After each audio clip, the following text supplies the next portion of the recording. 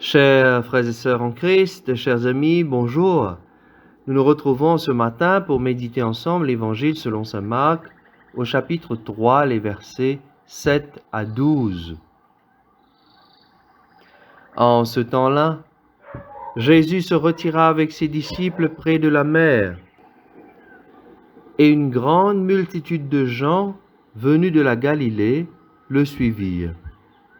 De Judée, de Jérusalem, d'Idumée, de Transjordanie, et de la région de Tyr et de Sidon.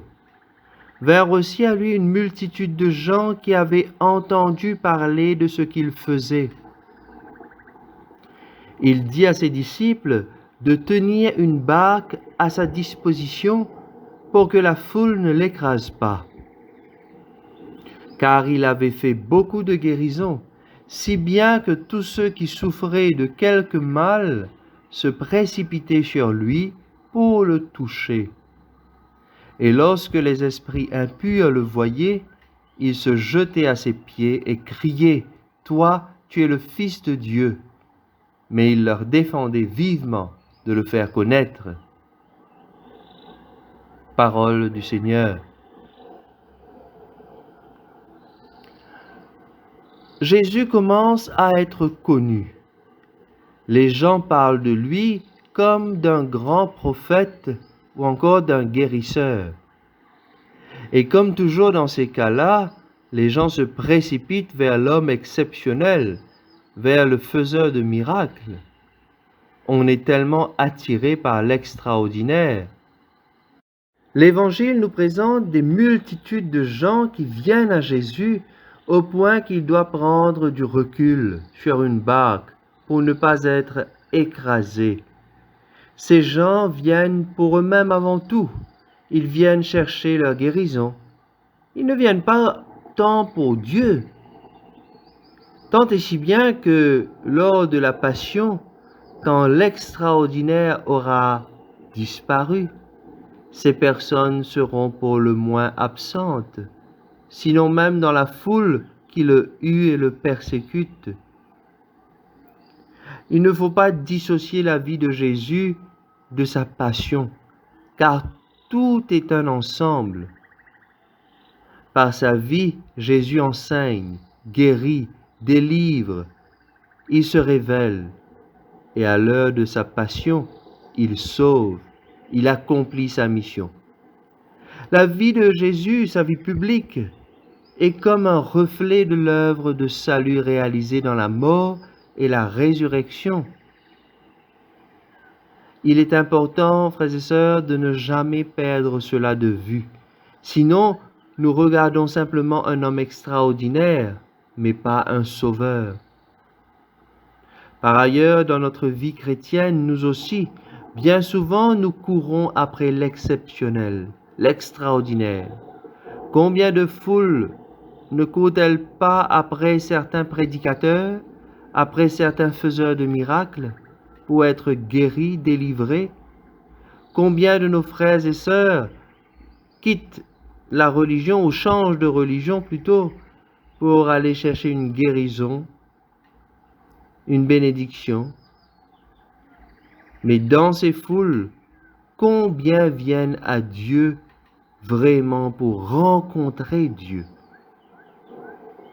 Et nous-mêmes, savons-nous dire réellement au Christ, « Tu es le Fils de Dieu » ? Combien d'entre nous savons demander à Dieu ce dont nous avons besoin en lui disant que ta volonté se fasse avant tout? Devant un grand prédicateur ou une personne remplie de charisme, sommes-nous capables de recul pour ne pas nous arrêter, voire nous attacher à la personne, au spectaculaire, pour plutôt nous tourner vers Dieu, qui est la source réelle de toute vie? L'Évangile d'aujourd'hui, frères et sœurs, nous invite à réfléchir sur notre relation réelle avec le Christ. Pourquoi cherchons-nous Dieu? Est-ce que nous cherchons Dieu simplement pour une guérison, pour régler nos problèmes financiers, pour sauver notre couple, notre foyer, notre enfant malade? Ou bien cherchons-nous Dieu vraiment pour ce qu'il est? Être avec lui pour ce qu'il est. Et quand nous sommes dans cette attitude, quand nous cherchons Dieu réellement pour ce qu'il est, la suite, c'est qu'il accomplira pour nous de grandes merveilles. Amen. Frères et sœurs, depuis hier, nous avons commencé la grande prière pour la semaine de l'unité des chrétiens.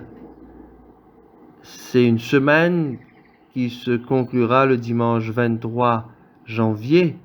Et dans ce sens, je vous invite à prier pour cette unité, qu'afin que tous les chrétiens de confessions différentes, mais qui professent le même Jésus, qu'un jour nous puissions vraiment nous asseoir à la même table eucharistique, partager ce même repas, parce que nous croyons dans ce même Jésus qui est Seigneur et Sauveur.